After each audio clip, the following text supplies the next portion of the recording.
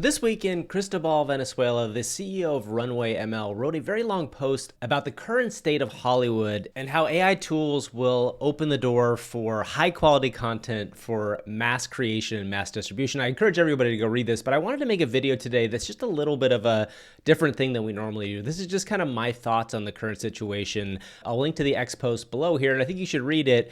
But as somebody who's spent a lot of time in Hollywood, I've worked in Hollywood for like about 20 years, this is something I've thought about quite deeply. And I understand why a lot of people in Hollywood are worried about AI. And it's not necessarily because they think it's evil. It's more about the idea of making choices in your life and then having those choices suddenly kind of yanked out from under you. And I think this is an overall feeling that's happening across all of the people working in Hollywood. A lot of people that I know have been out of work for a long time. It is not an easy place to find a job right now. And yes, if you're out there saying, well, good, people in Hollywood are overpaid and that's one thing and blah, blah, blah. Well, I get that. But also, making a living in Hollywood is not really a viable career path for most people anymore. Now, was it ever easy? No. But it used to be that studios were flush with cash and they would spend on a bunch of different things and try a bunch of different things, including new types of projects, not just IPs that exist already. They used to try new things, and out of those new things came franchises like Star Wars or all sorts of other stuff. And that just doesn't happen anymore, mostly for economic reasons. That version of Hollywood is not working very well. The more important thing here is the idea of how the power structures in Hollywood are shifting, and AI is going to significantly add to that. Something that I've been thinking a lot about, and this goes to Cristobal's post, is the idea that like everybody is soon going to have the ability to make pretty high quality stuff. Now, will it be, Dune 2 quality? No, but it will be pretty high quality. And if you can imagine a world where 5 people can put together something that used to take 200 people to do, that's a pretty big shift. So the other thing that people don't realize is distribution. So distribution has completely changed in the last 20 years. When you think about how any media is distributed, it used to be really hard to get people to watch your stuff. The famous story of the 90s indie darlings and the indie cinema darlings was that Robert Rodriguez would make a movie and got it sold at Sundance, and Sundance became this kind of kingmaker because it was like, that's how things got seen. It's gotten simple to get your stuff out there. Anybody can post a YouTube video. I'm posting YouTube videos, so anybody can do it. When anybody can do it, it means the market gets flooded with lots more stuff. And that lots more stuff has driven the rise of influencers. Like Mr. Beast only happens because YouTube exists.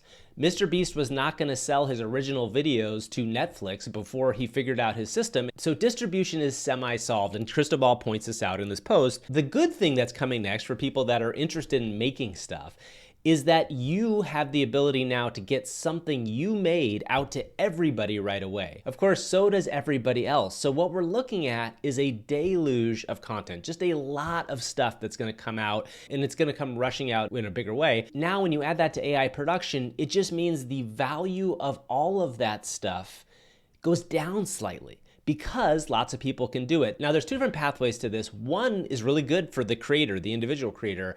You now own your thing. Like the indie filmmakers of the 90s, you create something and you can get it out there. If you can get an audience for it, you suddenly have something that's exceptionally valuable and you own a giant part of it. That is incredible, right? Because in the past, the studio would own most of your thing and you get a small sliver of what the thing was, but the studio would be the one putting the money up for it and they would own it. On the other hand, what we're looking at right now is all of the risk about making things now relies on the individual creators. The 90s cinema darlings of Quentin Tarantino, Robert Rodriguez, Kevin Smith broke out. There were hundreds of people who tried to do that didn't break out and ran up credit card bills to try to make their films, either didn't get them sold at Sundance or had a film come out and didn't do much else, and then they went back to whatever they did in their normal lives. You now are taking the risk. Before, in the Hollywood system before, there were lots of people out there who were going to pay you to try to do something, and they got a part of it.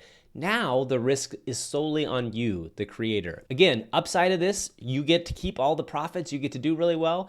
The downside is you have a limited amount of time to do things. Like you can take maybe 3 or 4 shots on goal in 10 years, right? If you want to go big. Now, honestly, there's also a world where you can just spin stuff out, see what hits, and maybe that's a better way to do that now that we know how this AI content stuff can work. but you are limited quantity. You only have so much time in your brain. Your creativity is limited.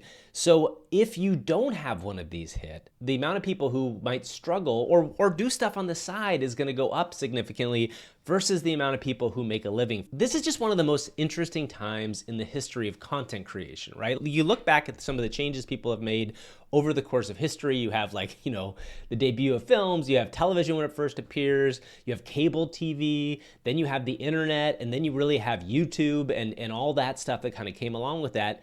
This is that, right? And all these people out there are talking about what's going to happen with AI going forward, AGI. This is a much more meaningful conversation here to think about what it means for you, the person that might watch YouTube or enjoys making stuff, because the opportunity has never been bigger, but the amount of people trying for the opportunity has also never been bigger. So this is supposed to be an encouraging video in some ways, because I think the coolest thing about these AI tools is that everybody can use them and everybody can make something interesting. In fact, I was just watching another video.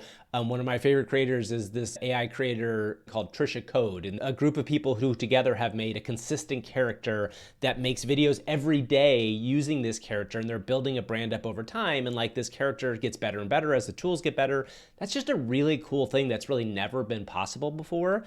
But there are going to be lots of people doing what you want to do. So my only suggestion is just find what's interesting to you and be true to yourself. Because if you're trying to copy other people, if anybody's out there trying to make, I don't know, Star Wars, the AI Star Wars, or trying to do stuff, that's going to be fine, but there are going to be so many people doing that. So just figure out what your voice is, figure out what you want to say or what you want to come out. And then these tools will let you do it. And honestly, I think that's a really awesome thing. It might be trickier from a financial perspective, but the upside, so much bigger than it was before. And the downside is the same. It's like you try something, it doesn't work, try again. So that's all I wanted to say. It's a very quick video today about just the idea of AI in Hollywood and kind of what they feel like going forward.